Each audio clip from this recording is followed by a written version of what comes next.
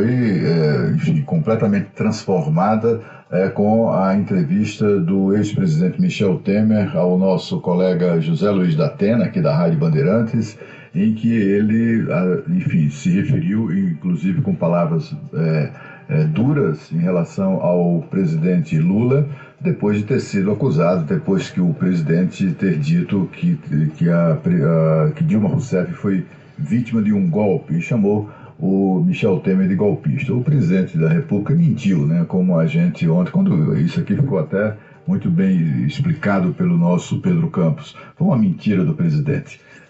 E, inclusive, isso acabou ajudando a esquentar ainda mais o clima, que não está nada bom aqui em Brasília, viu? Além das sequelas daqueles ataques de vândalos no dia 8, e tudo isso ainda causa preocupação, polícia na rua, né? Há uma presença militar, há uma militarização do centro de Brasília, da esplanada dos ministérios, a gente já tem falado disso tudo, mas isso agora, né? O presidente Lula, desde que assumiu, aliás, até antes mesmo de assumir, mas mesmo depois de assumir a condição de presidente de todos os brasileiros, que é o cargo que ele ocupa, ele continua atacando os adversários, continua insultando os adversários, continua espezinhando quem não votou nele, continua promovendo ações de vingança, de retaliação, né?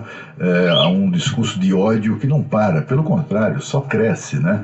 E ele, inclusive, quando falou nessa questão do golpe, ele acaba atingindo gente que faz parte do governo dele. Ministra, por exemplo, a ministra do Planejamento, Simone Tebet, votou favoravelmente ao impeachment da Dilma.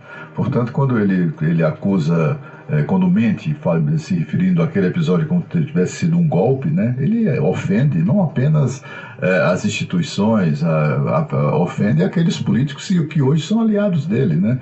Ele ofende, por exemplo, o Supremo Tribunal Federal, cujo presidente na época, Ricardo Lewandowski, presidiu a sessão que resultou na cassação de Dilma Rousseff.